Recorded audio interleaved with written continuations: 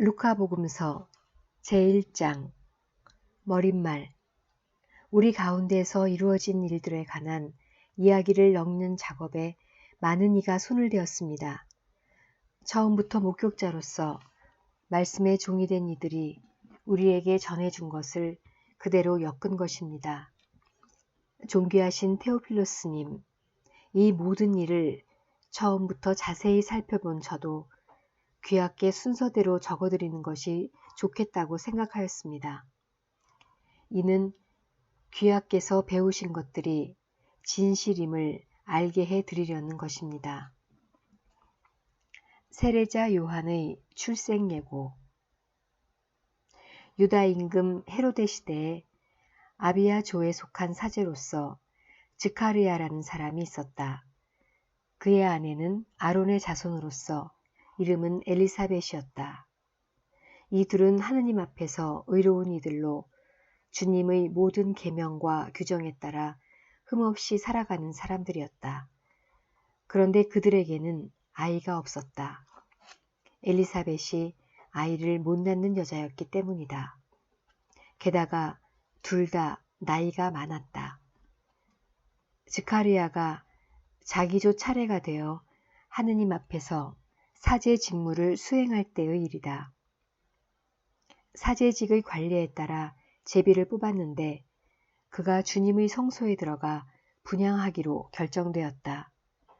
그가 분향하는 동안에 밖에서는 온 백성의 무리가 기도하고 있었다. 그때에 주님의 천사가 즈카르야에게 나타나 분향 제단 오른쪽에 섰다. 즈카르야는 그 모습을 보고 놀라 두려움에 사로잡혔다. 천사가 그에게 말하였다. 두려워하지 마라, 즈카르야야. 너의 청원이 받아들여졌다. 너의 아내 엘리사벳이 너에게 아들을 낳아줄 터이니 그 이름을 요한이라 하여라. 너도 기뻐하고 즐거워할 터이지만 많은 이가 그의 출생을 기뻐할 것이다. 그가 주님 앞에서 큰 인물이 될 것이기 때문이다. 그는 포도주도 독주도 마시지 않고 어머니 태중에서부터 성령으로 가득 찰 것이다. 그리고 이스라엘 자손들 가운데에서 많은 사람을 그들의 하느님이신 주님께 돌아오게 할 것이다. 그는 또 엘리야의 영과 힘을 지니고 그분보다 먼저 와서 부모의 마음을 자녀에게 돌리고 순종하지 않는 자들은 의인들의 생각을 받아들이게 하여 백성이 주님을 맞이할 준비를 갖추게 할 것이다. 즈카르야가 천사에게 제가 그것을 어떻게 알 수 있겠습니까? 저는 늙은이고 제 아내도 나이가 많습니다. 하고 말하자 천사가 그에게 대답하였다. 나는 하느님을 모시는 가브리엘인데 너에게 이야기하여 이 기쁜 소식을 전하라고 파견되었다. 보라, 때가 되면 이루어질 내 말을 믿지 않았으니 이 일이 일어나는 날까지 너는 벙어리가 되어 말을 못하게 될 것이다.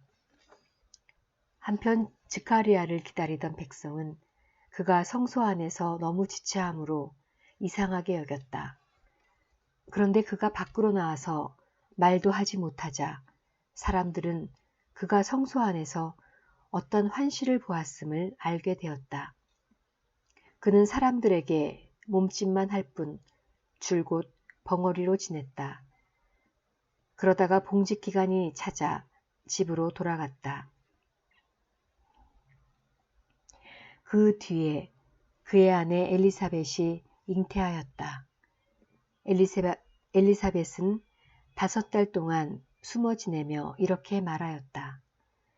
내가 사람들 사이에서 겪어야 했던 치욕을 없애주시려고 주님께서 굽어보시어 나에게 이 일을 해주셨구나. 예수님의 탄생 예고.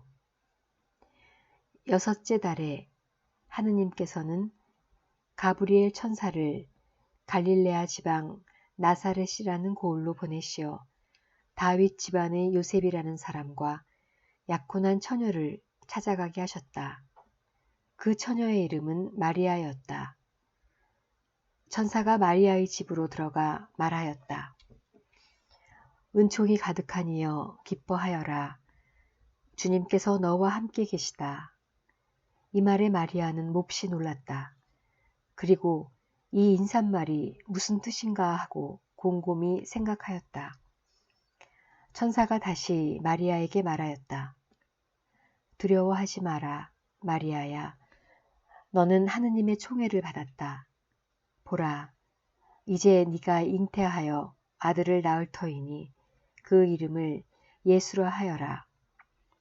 그분께서는 큰 인물이 되시고 지극히 높으신 분의 아드님이라 불리실 것이다.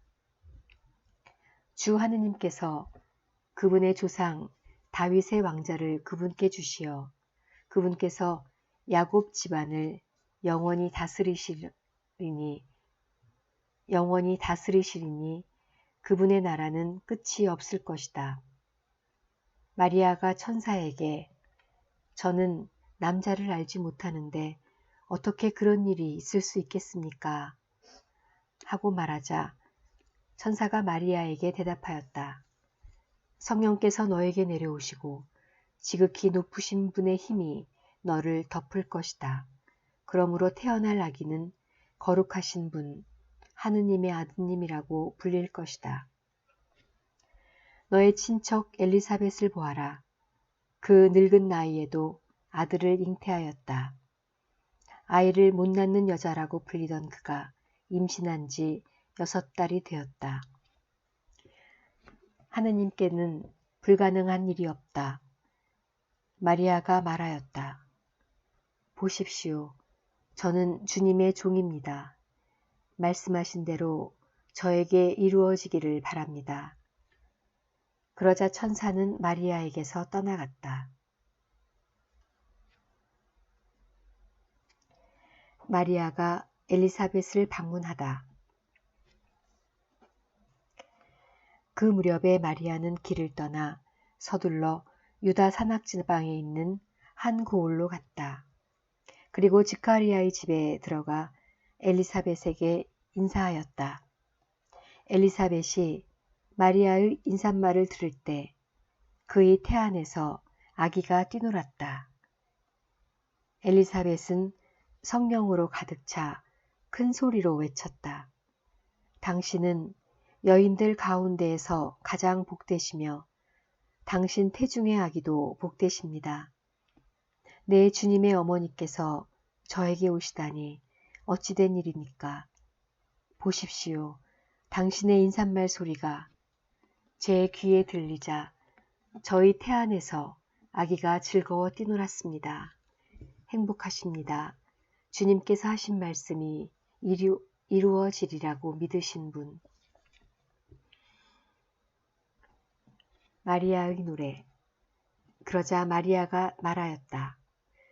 내 영혼이 주님을 찬송하고 내 마음이 나의 구원자 하느님 안에서 기뻐 뛰니 그분께서 당신 종의 비천함을 굽어보셨기 때문입니다. 이제부터 과연 모든 세대가 나를 행복하다 하리니 전능하신 분께서 나에게 큰 일을 하셨기 때문입니다. 그분의 이름은 거룩하고 그분의 자비는 대대로 당신을 경외하는 이들에게 미칩니다. 그분께서는 당신 팔로 권능을 떨치시어 마음속 생각이 교만한 자들을 흩으셨습니다.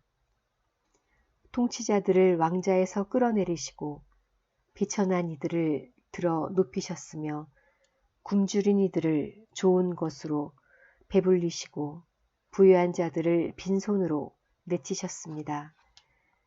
당신의 자비를 기억하시어 당신 종 이스라엘을 거두어 주셨으니 우리 조상들에게 말씀하신 대로 그 자비가 아브라함과 그 후손에게 영원히 미칠 것입니다.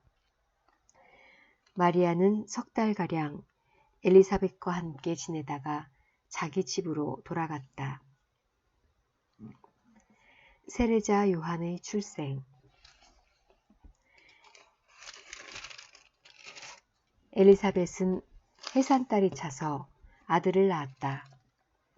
이웃과 친척들은 주님께서 엘리사벳에게 큰 자비를 베푸셨다는 것을 듣고 그와 함께 기뻐하였다. 8회째 되는 날 그들은 아기의 할례식에 갔다가 아버지의 이름을 따서 아기를 스가랴라고 부르려 하였다. 그러나 아기 어머니는 안 됩니다. 요한이라고 불러야 합니다. 하고 말하였다. 그들은 당신의 친척 가운데에는 그런 이름을 가진 이가 없습니다. 하며 그 아버지에게 아기의 이름을 무엇이라고 하겠느냐고 손짓으로 물었다. 스가랴는 글 쓰는 판을 달라고 하여 그의 이름은 요한이라고 썼다. 그러자 모두 놀라워하였다. 그때의 스가랴는 즉시 입이 열리고 혀가 풀려 말을 하기 시작하면서 하느님을 찬미하였다. 그리하여 이웃이 모두 두려움에 휩싸였다. 그리고 이 모든 일이 유다의 온 산악지방에서 화제가 되었다.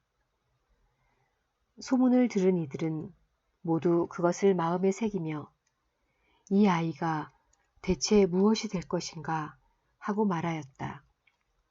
정녕 주님의 손길이 그를 보살피고 계셨던 것이다. 스가랴의 노래. 아기의 아버지 스가랴는 성령으로 가득 차 이렇게 예언하였다. 오, 이스라엘을 하느님께서는 찬미 받으소서. 그분께서는 당신 백성을 찾아와 속량하시고 당신 종 다윗 집안에서 우리를 위하여 힘센 구원자를 일으키셨습니다. 당신의 거룩한 예언자들의 입을 통하여 예로부터 말씀하신 대로 우리 원수들에게서 우리를 미워하는 모든 자의 손에서 우리를 구원하시려는 것입니다. 그분께서는 우리 조상들에게 자비를 베푸시고 당신의 거룩한 계약을 기억하셨습니다.